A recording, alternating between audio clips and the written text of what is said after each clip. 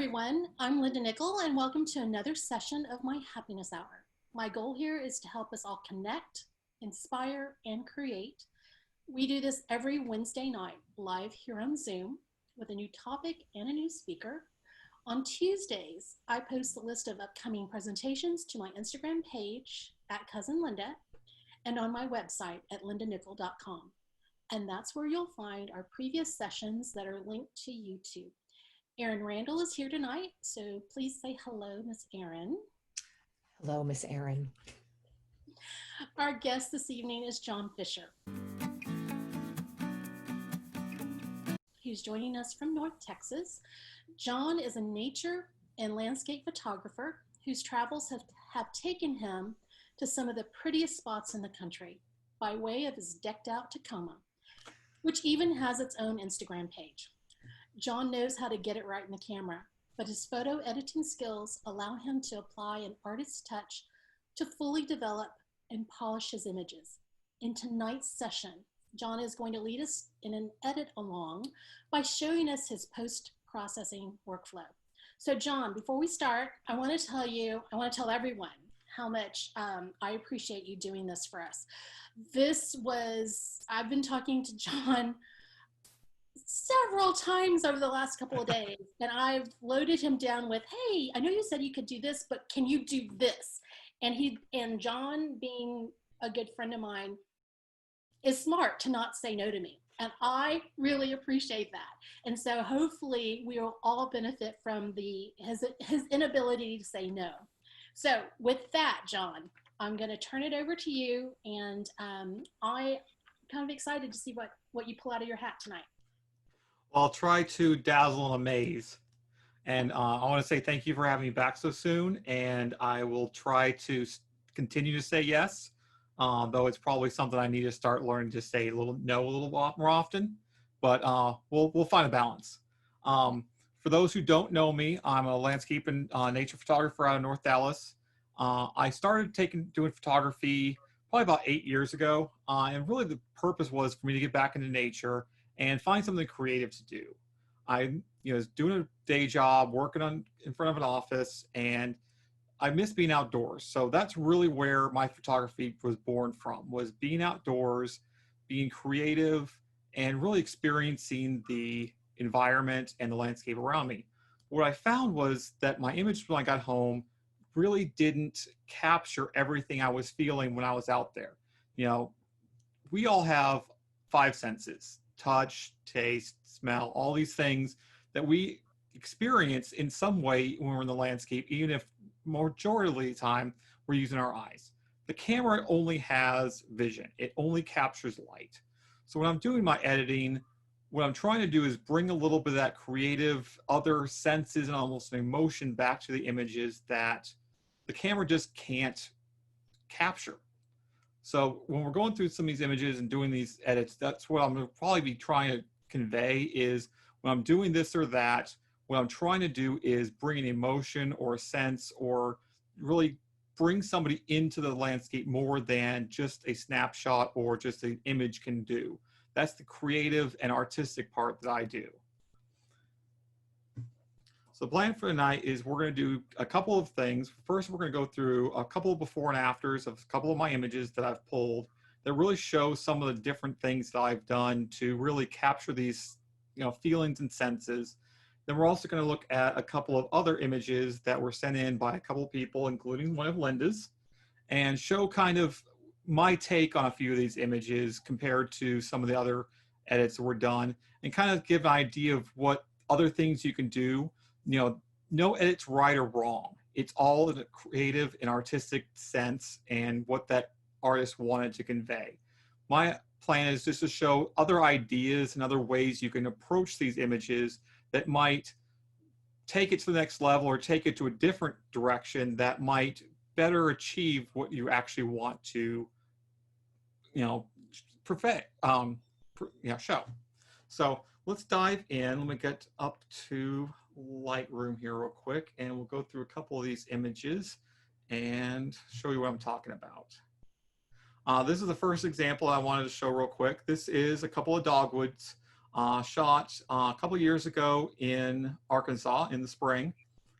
Fairly simple scene, very just, mid-morning light.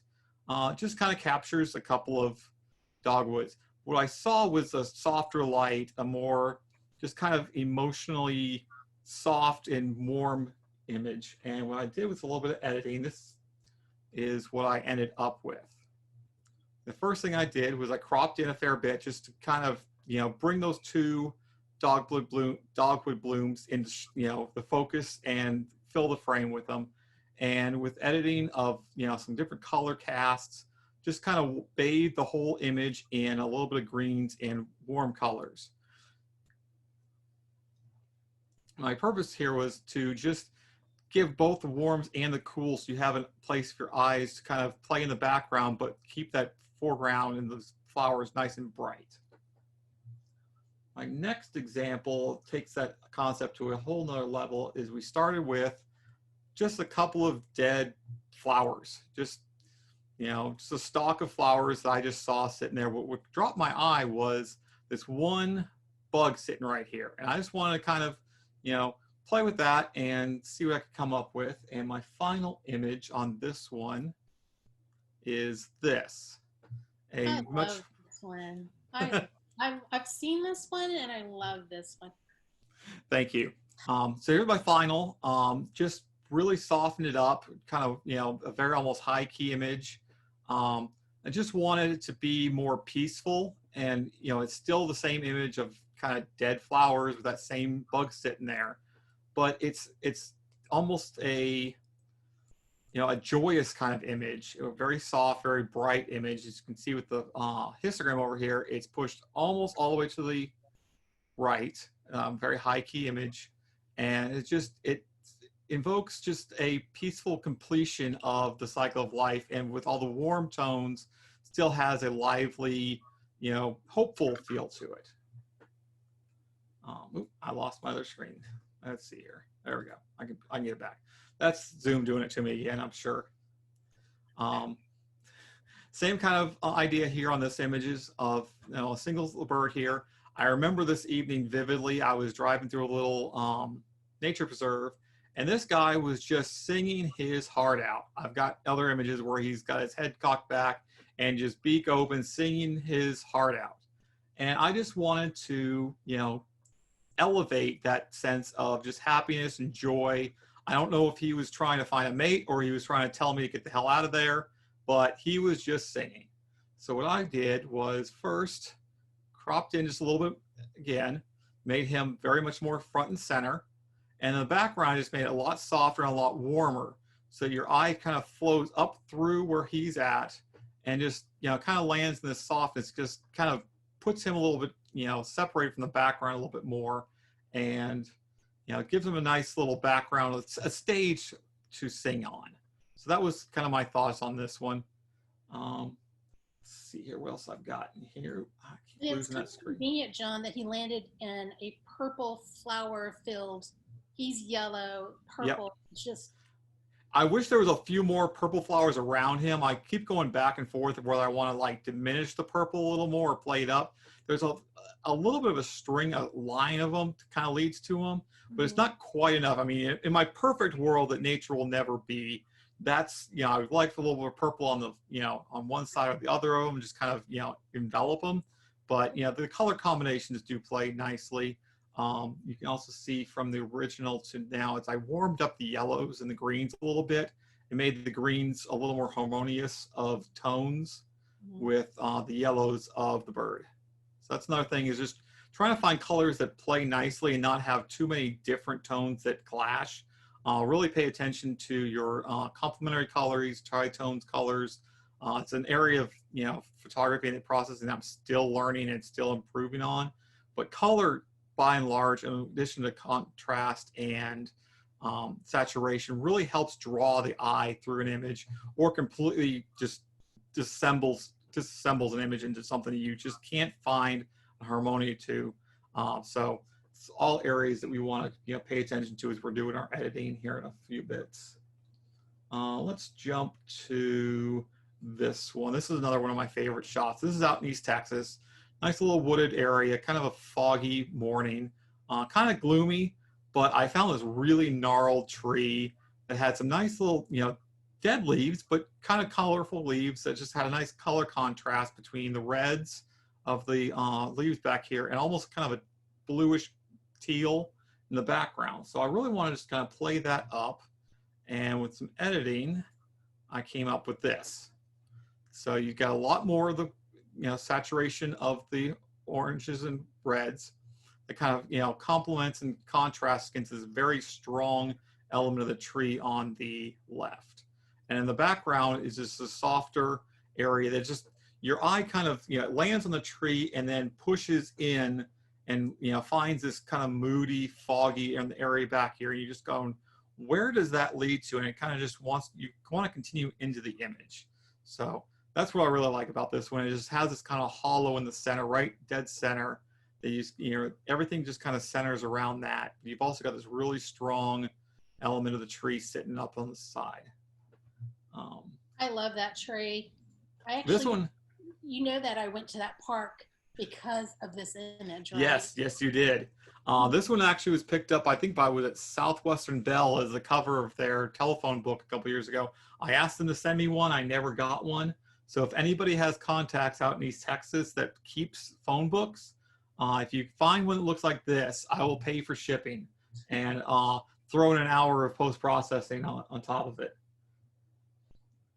Let's see here. Another thing I want to touch on real quick. Every time I move the chat, I lose my second screen. I should just use the ones at the bottom. Yeah. Is sometimes the camera, as I was saying, doesn't choose well. I'm sorry, I'm laughing. Lynn wants to know yes. What's a phone book. What's a phone book? Yes. You should remember, Lynn. I remember.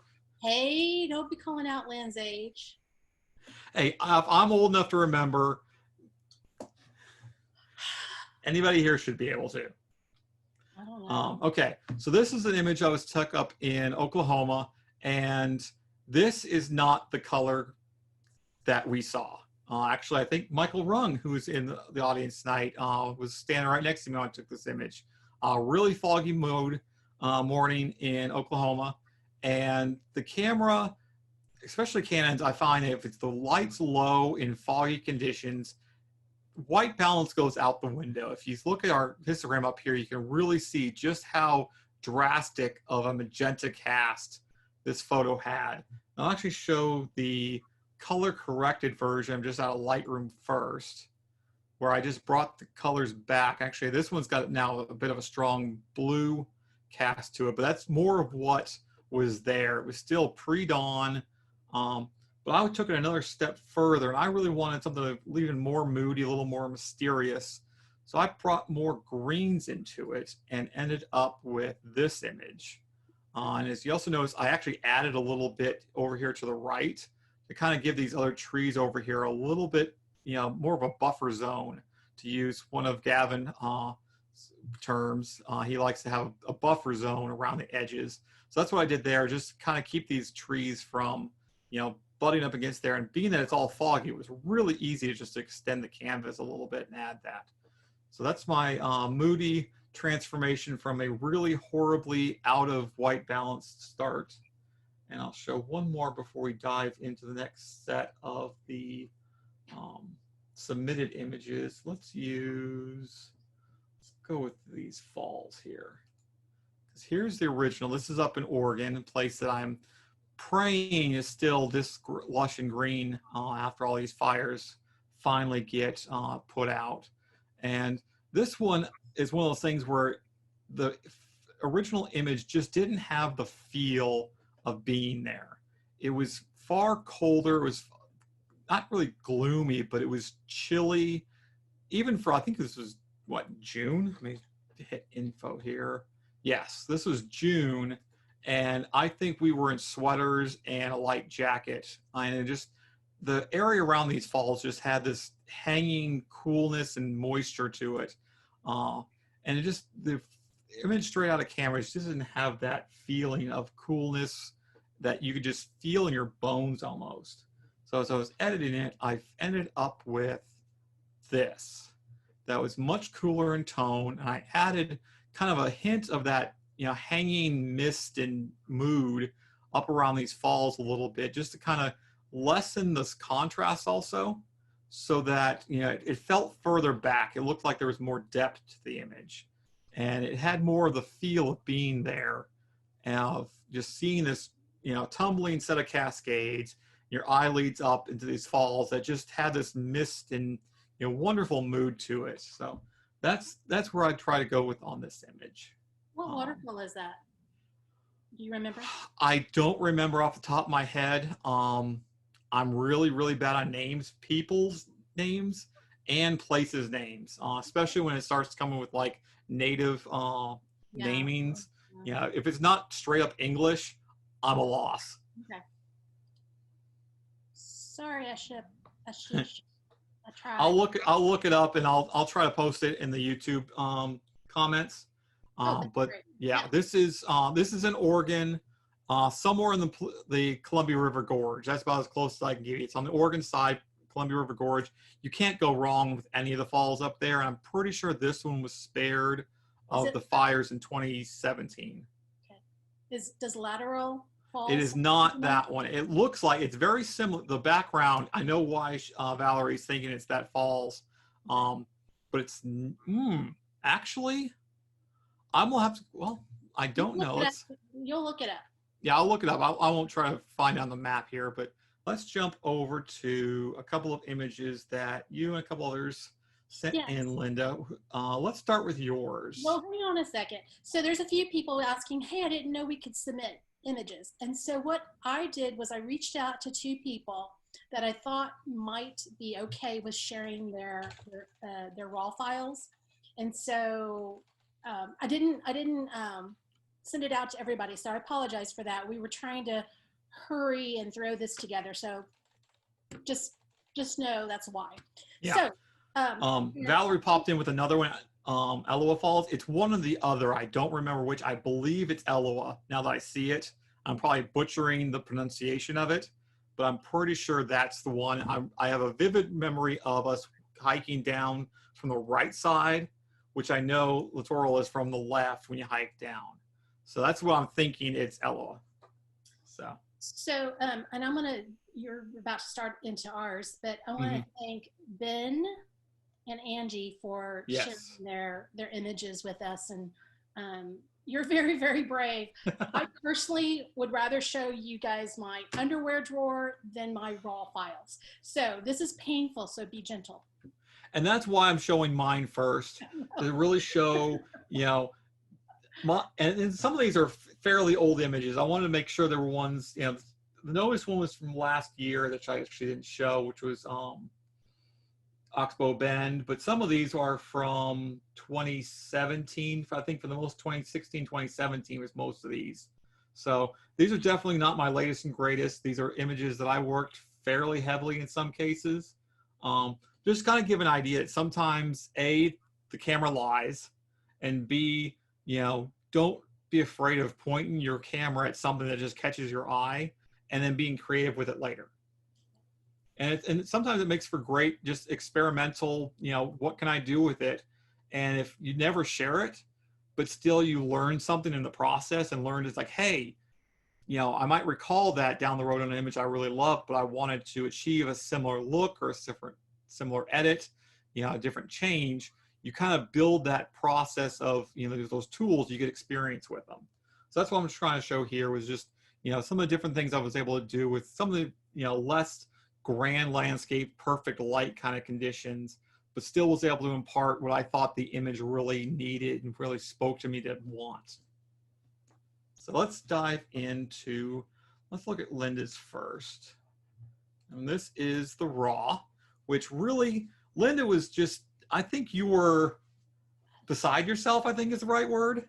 That's a very good description. Yeah. Yes, because you wanted a very different conditions, if I remember right. You wanted mood, you wanted fog, you wanted the really I'm not sure if creepy is the right word, but it's a very hallowed kind of feel. Yes. So guys, This is a image that I took in October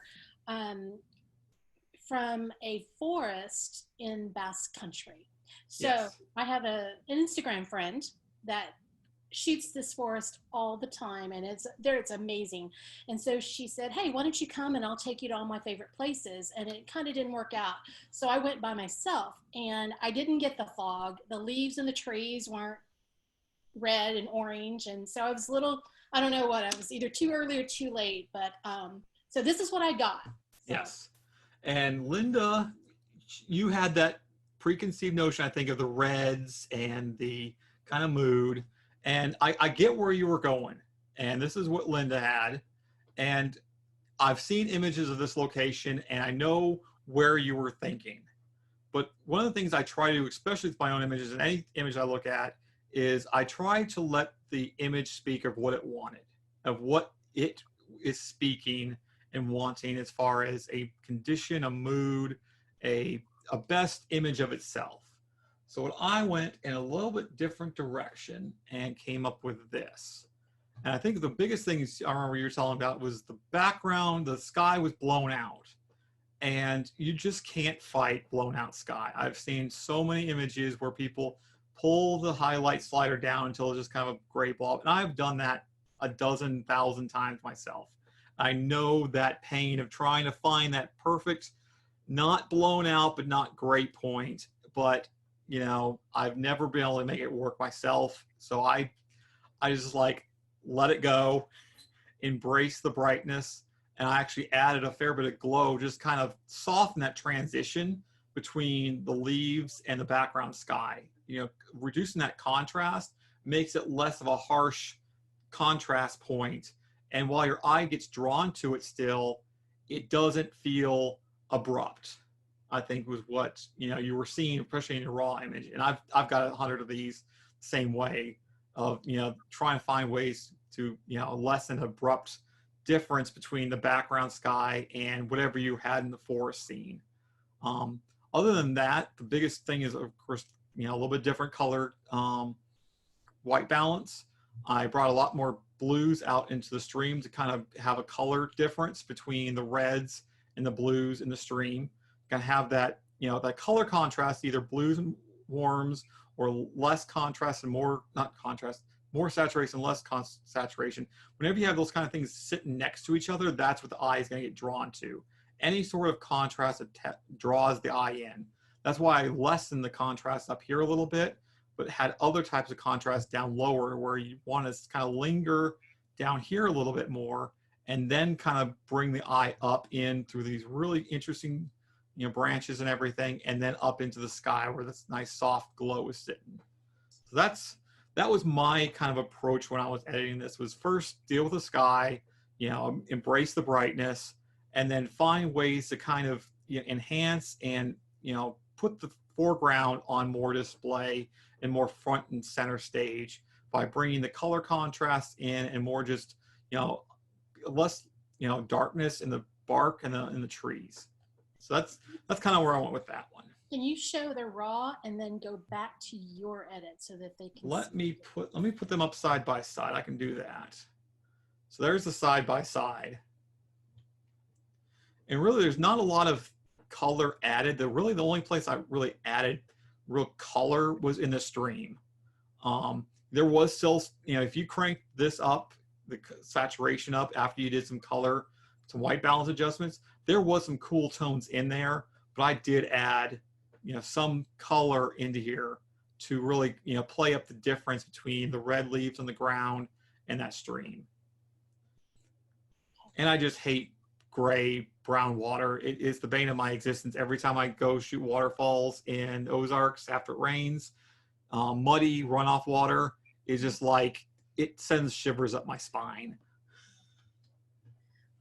So let's jump over to Angie. Let's do Angie's real quick. I'll do one of hers. Okay, hang on. So yeah. Elaine wants to know, what color did you put in the water? And what I'm going to do is I'm going to let Angie come in, and okay, she can tell us about her picture. Yes. What I probably did was, after I'd done some white balance adjustments, I think I did a dual processing on this. So there was like a little bit of blues in here. I actually selected a blue out of the foreground that I'd found, and then just added that in by doing some color dodging. So I'll show a little bit of that on one of the images we're going to do as a edit along here in just a moment. Here's Angie's raw, and let's bring up her edit side by side and let her talk about it for just a moment. That's not Angie's. There we go. There's, okay. So the raw is on the left and her edit's on the right. Angie, do you want to tell us just maybe where this is and Sure. This is Watkins Glen State Park, which is in New York. And I took this pretty much, I think, about a year ago right now. So this was fall. So when I went in and edited this, I kind of bumped up the colors to give myself a little bit more yellow than what was picked up by the camera. And I tried to get like a little bit more of an early light because I had to go before the sun was up to actually get this shot and hike in. So there were no people there. I understand the struggle of finding the places before the crowds, especially in somewhere as popular as here. Yeah. All right. I like where you went with this one. Like Linda's, I completely understand why you went the directions you did. You wanted the more fall colors, the, warmer, tones and everything. But it feels like is that everything got it. The shadows got it, the water got it. And that's the great thing about Photoshop is it gives you the power to really selectively edit and bring in colors into the foliage and different areas to where you get the impact of, a more simulated fall color up in here, but you still get the, coolness and the crispness of a pre-dawn, location on a waterfall. So what I ended up with was this, and I'll put this one full screen here real quick. And I played with the colors that was kind of there. I did a lot more blues, here on the far left, which kind of transitions more into greens. And then I kept the warmer tones in this area right as you can see the light kind of bathing in from around the corner. That's where I kept the warm tones. And as you kind of circle around, you end up orange into reds. And then if there's actually a little bit of, purples and magentas here. So it actually, you kind of get almost a full color wheel as you circle around the image. Originally, it wasn't my intention to do that, but as I was editing it, just like, that's kind of cool where you go from the blues to the greens to the yellows. And it's a much more complex color palette. But I think for this image, because you had the red leaves down here and a lot of different, some areas in warm light and some areas very much in cool shadow, it kind of worked. So there's a lot of editing in this one. It's not, something that's, Lightroom quick edit, but this is just something I wanted to show as an idea of somewhere you could go with that kind of a condition where you've got that warm early morning light, but you still had a lot of deep shadow. Cool. And of course, this is just my, interpretation of it. I've done, edits and, I won't say this is a critique, but, things you need to be like, well, that's not what I had envisioned. That's, like I said up front, that is completely the artist's, imperative to edit the images the way he wanted to. I just wanted to give a different idea of a place you could go with, a situation like this if you wanted to play up a little differently. Did you say you changed that in Photoshop? Yeah, okay. Yeah, I did. Let me bring up. I actually have here just my Lightroom version, and you'll be able to see. Let's see here real quick, and then we'll get on the left is just the Lightroom edit, and the right is the Photoshop final. Okay. So you can see the direction was starting to go in that direction. I just enhanced it and took it to that final step in Photoshop. The softening of the glow in the background, and then enhancing the blues and saturation with some dodging and burning to just kind of focus the area. You can also see when I rotated it in Lightroom, I left these little white areas because I didn't want to crop off as much of the bottom falls to kind of have a little more area to move. So I was able to use the content aware fill, just kind of fill in these little edges a little bit, especially up here, even the largest area. Photoshop does a great job of just going, oh, you just want some texture there, and fills it in. And I was able to get a little bit different cropping that kind of thing fit the scene a little bit better. Cool. So, all right, we're gonna get Ben in here real quick, or you just want me to dive into his, Linda? No, go ahead. I'm going to get Ben in here. Okay. Well, did I lose him? Oh, can you hear me? Ah, there's Ben. Okay. Let's talk. Let's do. Thanks, Angie. Yep. So you want to tell us where this is at, Ben? Yeah, this is outside of Ouray, Colorado. It's actually, if anyone's, well, actually, okay, my screen just changed and I get several seconds lag, so I'm not sure. It should still be the Oh, it's the mountain. Yeah. Okay, so this is an area called the Red Valley in Peru.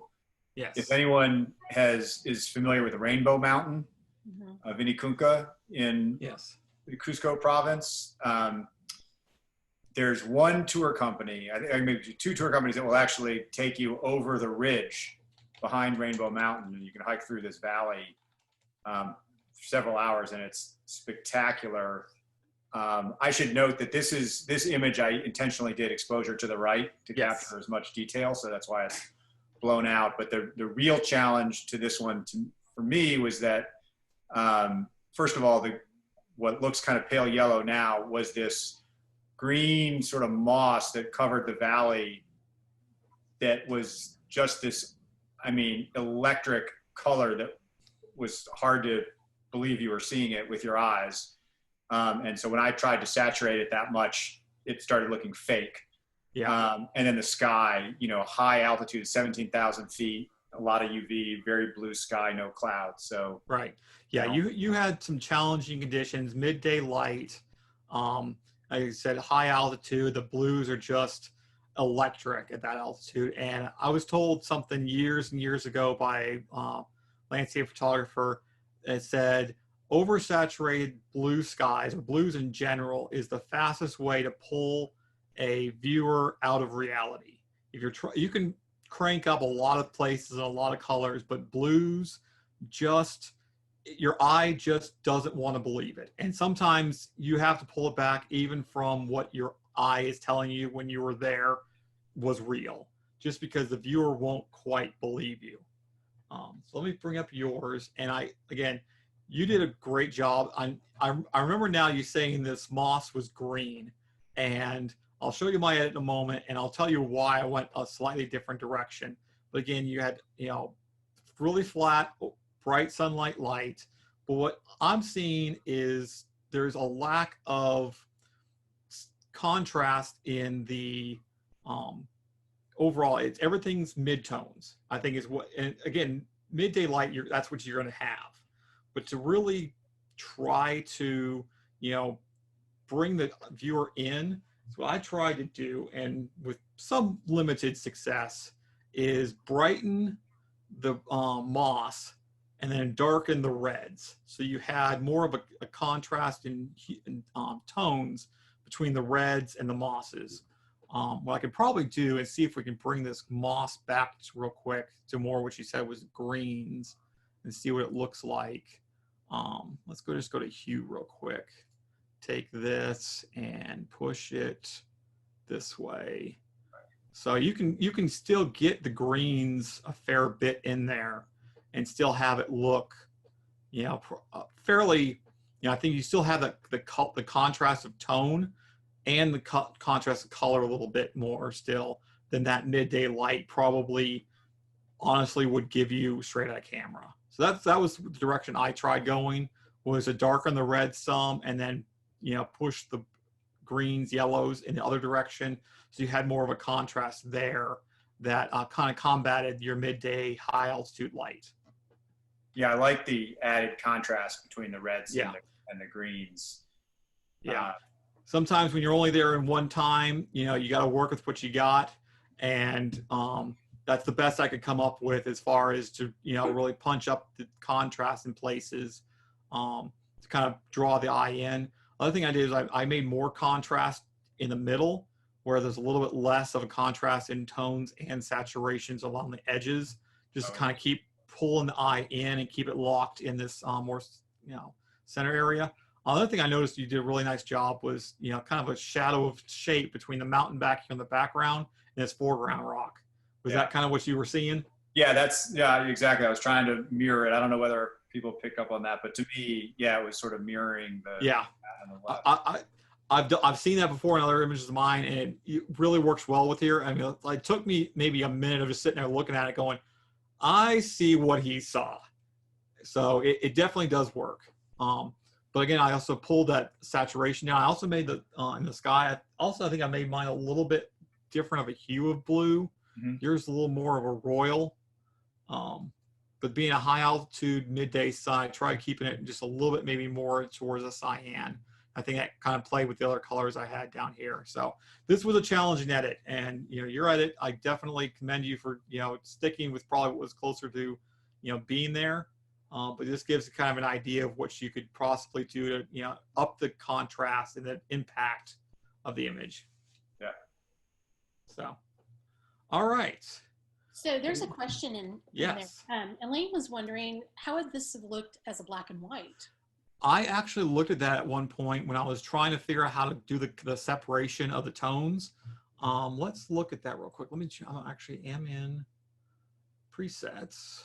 Let's see. I didn't think about that. Yeah, here's just black and white infrared. Yeah. Would kind of look kind of cool. Yeah, if you had a black and white edit that really separated your yellows or greens against your reds, that could work pretty cool. It might need like a dual processing to do one kind of pass for your sky to either get that really dark or really bright, depending on which direction you want to take the mountains, and then blend that in to whatever works really well for your foreground. Great. Especially since you have that high altitude, really blue sky, you could definitely go really dark on the sky, really bright in the foreground, and then just do really nice contrast work through the mountains. Yeah. And All I starts think you'd with have a winner. that. Yeah. Great idea, Elaine. Thank you, Ben. Okay, let's get to All the right. main point. That's yes. All right. So we've got, let me go back to this, find my raws here. Okay. Let me bring this up. Okay. We've got 4 options here we can work on. I'm not sure how many we'll get through, but do we have any strong opinions one way or another from anybody on which one we want to start with? Okay, put in the chat if you have a preference, and I'm going to kind of go through them really fast. All right. Jamie's a fast typist. So basically we're going to do, okay, we're going to do I'm stars. seeing a lot of stars. We're going to do stars. Okay, let's start with stars. It's a single image, so I think we should be able to get through that one relatively quickly, and we should still have time for at least a start of another one. Yep. Okay, so this one's actually one I reset. So this one doesn't even have any editing to it at all to start with. And for those trying to follow along, I'll go as slowly and step by step as we can to get you through it. Okay, first thing we want to look at right now is this is a really bad lens to be using for night photography. Let's look in the top right over here, and we have really bad coma and astigmatisms that are making these stars really oblong. And you can clone them out. They're all through there. So the first thing we're going to do is we're going to crop the heck out of this image. We're going to make this a 1x1 in Lightroom, and we're going to crop it to just where there's just this one oblong star kind of poking out of the corner, and this foreground rock's kind of centered, and Mount Hood is sitting over here just about on our other third line. So it kind of squares things up nicely for this image. Next thing we'll do is go into our basic panel. We're going to cool this down just a little bit, maybe to about 3600 for temp. Now I like things a little bit more on the magenta side for my sky, so I'm going to bring that up to maybe around 18. Exposure, we're going to bring it down probably about 1/3 of a stop. It's about -0.35. Dehaze, coming down a little bit further in the panel, up just a little bit to about 16. And then bring our vibrance up maybe around 20 points. Now, next section down in tone curve is an area I use quite a bit for really bringing a lot of dimension of tones in here. We're just going to bring the lights up until, we do quite a bit on this one. We're going to bring the lights up to, let's bring all the way up to 60-ish. So I'm going to turn this off real quick to see, let people see what just this did. So that just turned the lights on in the night sky. I bring the exposure down to bring everything, the midtones and darks down, then bring that light slider up until, make sure I'm not blowing too many stars out, not too bad. Really kind of bring a pop into the Milky Way. Next section we're gonna go to is calibration. For most people, your calibration is probably the very bottom of your stack. Mine's directly under tone curve because that's normally where I make these changes. And the saturation for red primary, let's bring up to maybe about 18 to 20 points, and the same for the blues. That just brings a little more color contrast and more separation of color in there. And then in HSL, we're gonna bring our blue saturation down maybe just a little bit, maybe about 10 to 12 points. So I'm gonna do a before and after on this real quick, just to show you where we started to where we are now. And do this a couple more times. I use the before and after all day long. Okay, I think we're in a pretty good spot for overall. So we're gonna do a couple of quick radials. So we use our radial filter up here in the top left. Zero everything out by double clicking on the effect button up here. When you double click on the effect, it'll clear out everything. If you double click on any of the captions down the different modifications, it'll just zero out that one. And this one, we're just going to bring the exposure up maybe about, about a third of a stop, about what we brought the whole exposure down. I'm bringing it now back up selectively. So I want to bring a little bit more brightness into our foreground to kind of make a little more reflection there. I'm going to do another one kind of around Mount Hood, nice and large. So that's the same thing, about a third of a stop, maybe a touch more. And let's see here, lens corrections. Oh, got to turn both of these on. And details, the last thing we'll stop in here. If we zoom in, this is obviously a shot that I took probably a little bit too long of an exposure on. I'm getting a little bit of trailing on. These days, I would have probably brought the ISO up quite a bit more and a shorter exposure. But for this one, we're gonna let's just bring radius and detail down to 0. Oh. Hey, John. Yep. Linda speed. Slow Linda down. speed, okay. Just a little bit. Just a little bit. Just a little bit, okay. What changes in calibration do versus HSL, Jamie asked. It's a little bit different of what's being affected. In the calibration, you're modifying the hue and saturation of this channel. Each image is made up of 3 channels, your red, your green, and blue channels. And the mixture of those is what makes your color and brightness of your whole overall image. And when you bring up the saturation of the red primary, basically you're saying this channel's saturation comes up. And that's anything that, any color that red is a component of will be changed, not just reds. Where HSL just channels just a red or just a yellow. The great thing to do is just get into images and just slide these back and forth 100% a little bit. I mean, if you take this, let's do the blue, because the blue usually does quite a bit. You just crank this all the way to the right, and you'll see the blues got a lot bluer, but other colors also got more saturated. So it's just a nice way of bringing a little bit of color depth and separation in your images. I usually do the red primary and the blue primary up maybe 10 to 20 points. And a lot of images that I balance that by either bringing the saturation or the luminance up and down just a little bit, just to make certain colors pop a little more, or certain colors just recede just a little bit more in the overall. It's just kind of color balancing the image as I go along.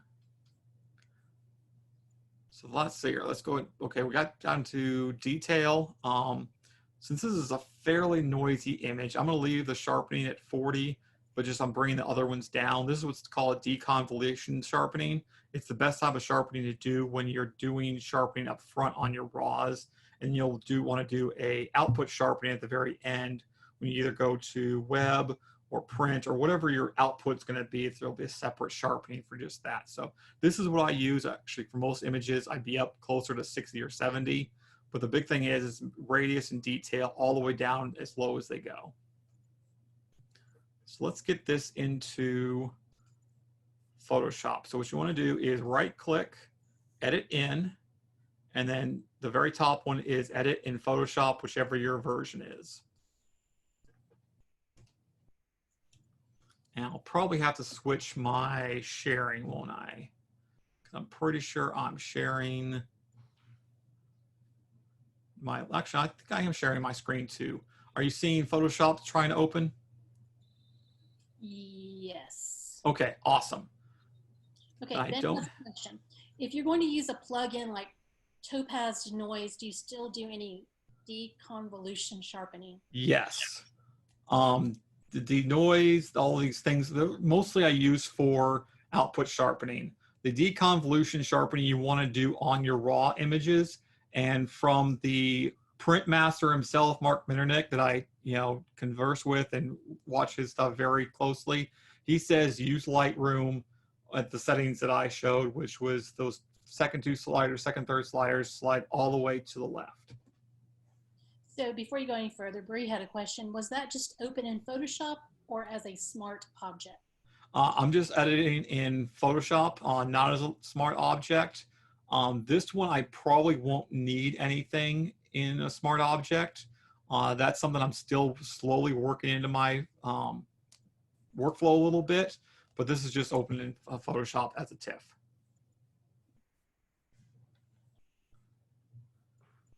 So the first thing we're going to do is we're going to hit Control and J to duplicate our background layer.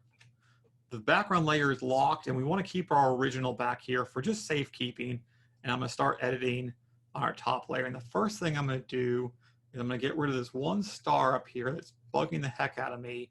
It's still really oblong. So I'm going to use the spot healing brush set on content aware fill. Get the circle up big enough to cover the star and just make that one go away. I think overall that might be it. Let's see if this one rock can go away. Yeah, we can probably get that one to go away.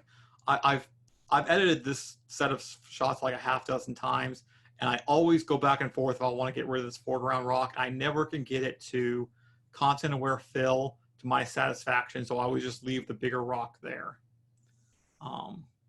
The next thing we're going to do is a little bit of dodging and burning on this. So what we're going to do is I'm going to show you the non-luminosity mask way of doing that. So we're going to make a new layer just by clicking down here in the corner where it says, let's see if I can get the tooltips to come up. Create new layer. It's the second one from the right. And that just creates a new blank layer that we can paint on. This way we're not painting on the layer below it. This is just a blank layer. We can paint, whatever we want on top of it. So we're going to take a soft brush with a fairly low opacity and flow, maybe around, I do a lot of mine around 20% on flow and opacity. I told myself I was going to look up the differences between the two, so I have that answer for tonight, but I didn't. So I apologize for that. I'm pretty sure the flow, one of them says you can't put more than like that percentage down at one time. So if you click and hold and you keep painting, no more than 20% will be laid down. And the opacity is each like brush stroke is 20%. I forget how that works, but there's lots of good descriptions out there of how to do that. So we're going to just go with white for the moment. Switch back over to what we're actually doing. Jamie points off. Okay. So we're going to go pure white, 20%, and we're just going to try to get a little more detail. Actually, first thing, almost forgot, we're going to switch this to overlay. So we're going to switch our blend mode to overlay, which is say normal, and we're going to come down to overlay. We're just going to kind of brush through this line in the horizon a little bit, just a little bit of reflected light back here. And with overlay, it's not going to do hardly anything to anything that's really dark, but something that's really kind of bright, that line will start getting picked up a little more. So if I turn that off versus on, just makes that line out there just a little more stated. So it's more of a, something that's supposed to be there, not just kind of an afterthought. While we've got this, I'm going to paint just a little bit, just a couple of dabs into the mountain, just to kind of make that stand out just a little bit more. And since we're still using an overlay layer, anything that's bright will get affected a lot faster than anything that is dark. So we're going to turn that off and on again. So that just really made Mount Hood stand out. Yeah, I think we're going to run out of time, Linda. Yep. Yep. Okay, we'll speed this up just a hair so we can get at least through this one. So we're going to make one more blank layer, and I'm going to show you how to do this a little bit without having to use luminosity masks. So I want to bring in some more color and brightness into the Milky Way. So I'm going to get a color that's already in here. So I'm going to use my eyedropper by hitting Alt and finding a color that's in here. Let's go with something fairly warm, about like that. We're going to make it, a little bit saturated. It's kind of a rosy kind of color. We're going to change this to a soft light layer and make our brush a little bit bigger. There we go. And just kind of paint through the Milky Way. And this is going to affect both the brights and the darks more than when we're doing the overlay, but that's okay. I'll show you how we can do in Photoshop semi-luminosity mask. Let's put a little bit of color in there. Okay.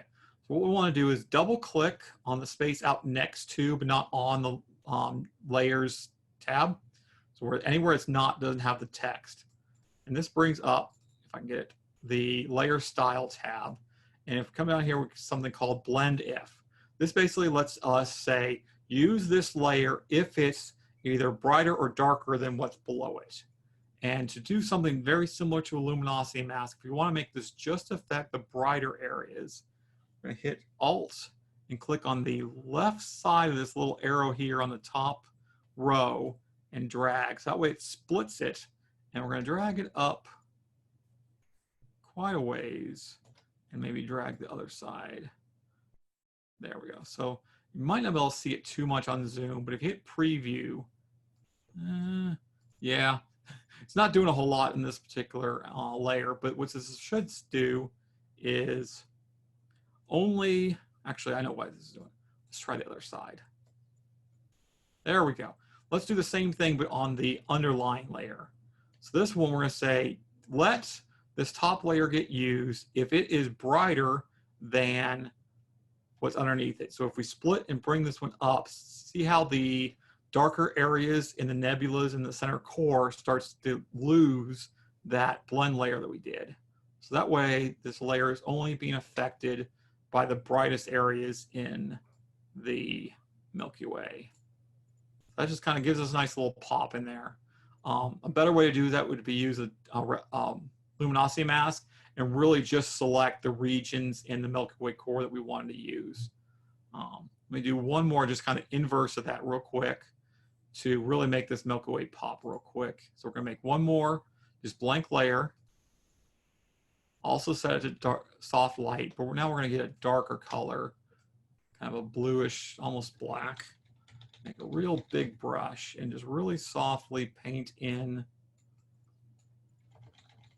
through most of the sky. Really kind of darken it up just a little bit.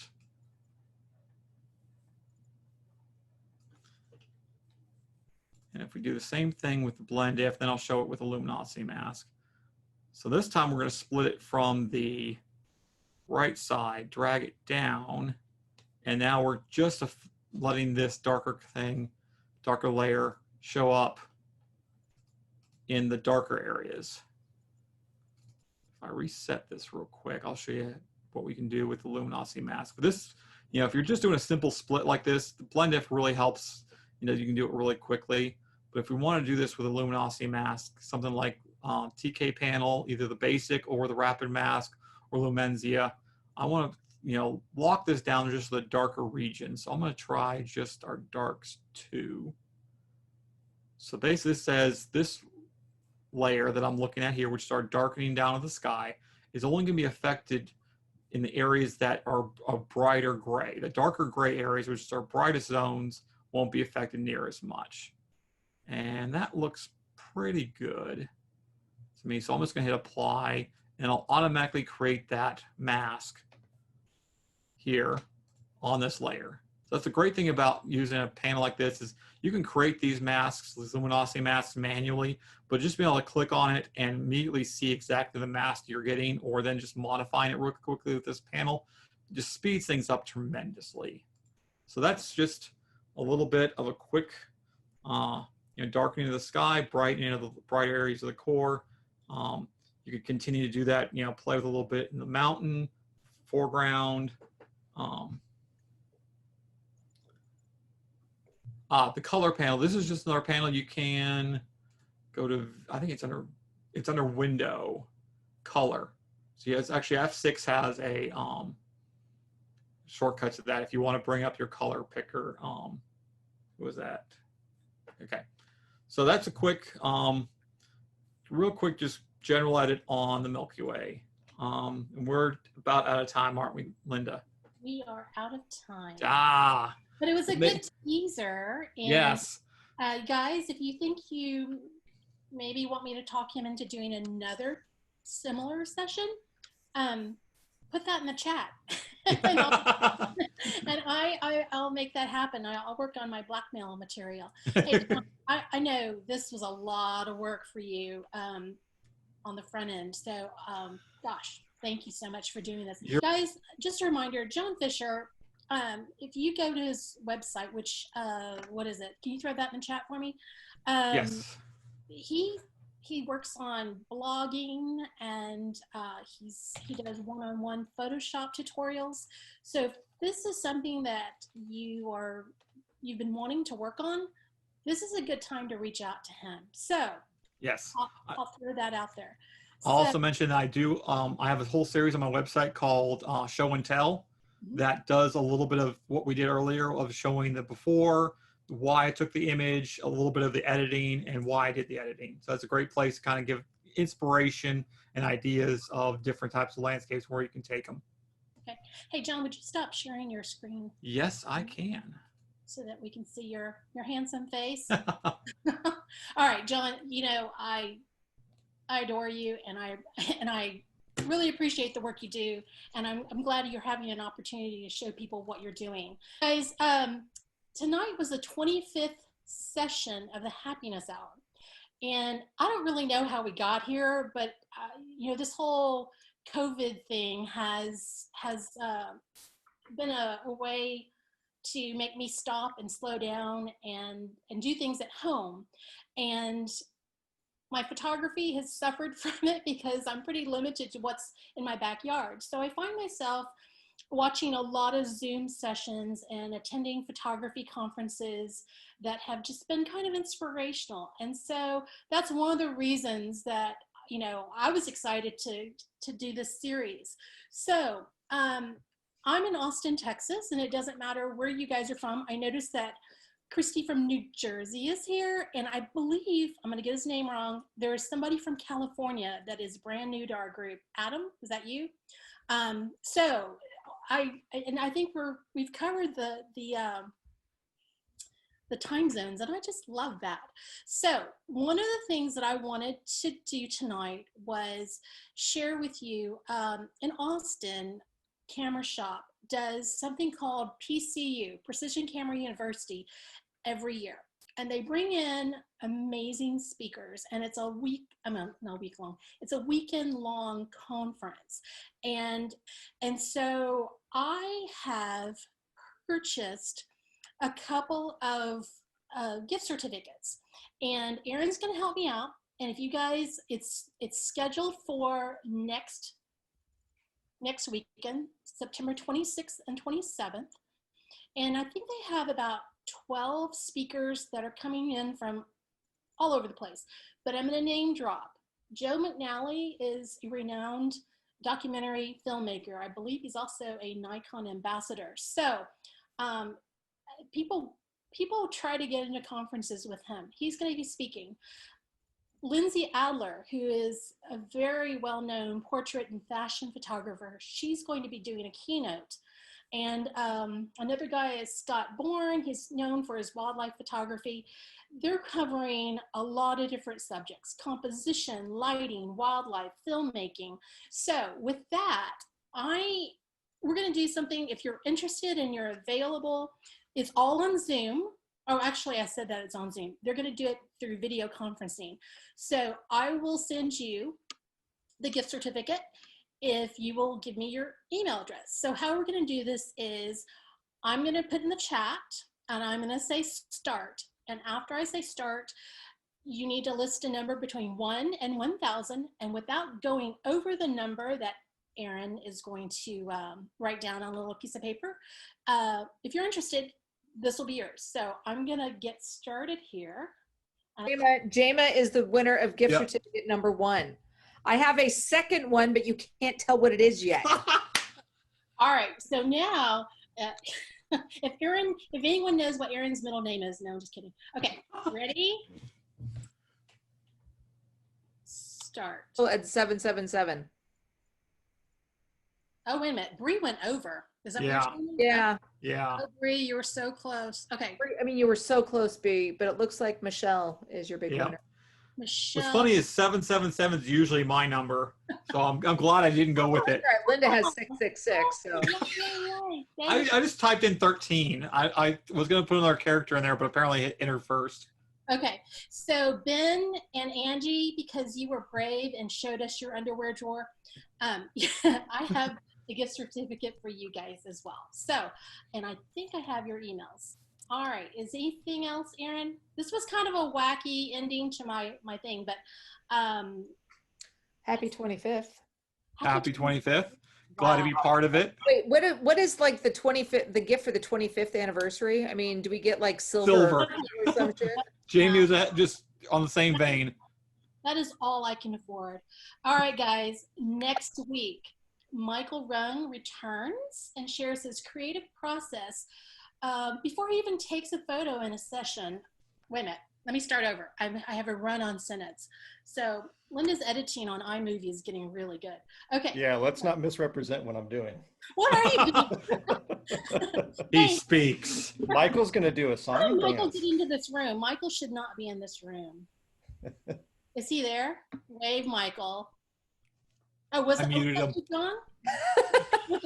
Y'all sounded just alike. That was so weird. No, that was Michael. I just Okay. put him on mute because I can. You can say- unmute yourself, Mike. Michael. Unmute him. Put your video on for just half a second. I'm working on it. Oh my Lord. There he is. There we go. We've all shot together, so we're allowed to, prank a little bit. Yeah, well, I'm allowed to prank. They are not allowed to prank me. This is also true. It is very true. Yeah, you don't want to be on the other end of it. All right, let me see if I can figure out what Michael's doing. Okay, guys. Yeah, let me know what I'm doing. Linda directs, we just follow. That's what makes you guys really good shooting partners. That's what I need and demand. All right, next week, Michael Rung returns, and he's going to share his process, and his session is called The Anatomy of an Image, from Visualization to Realization. So, guys, thank you so much for joining us tonight, and until next Wednesday, go out and create something beautiful, and I hope that we will see you again next week.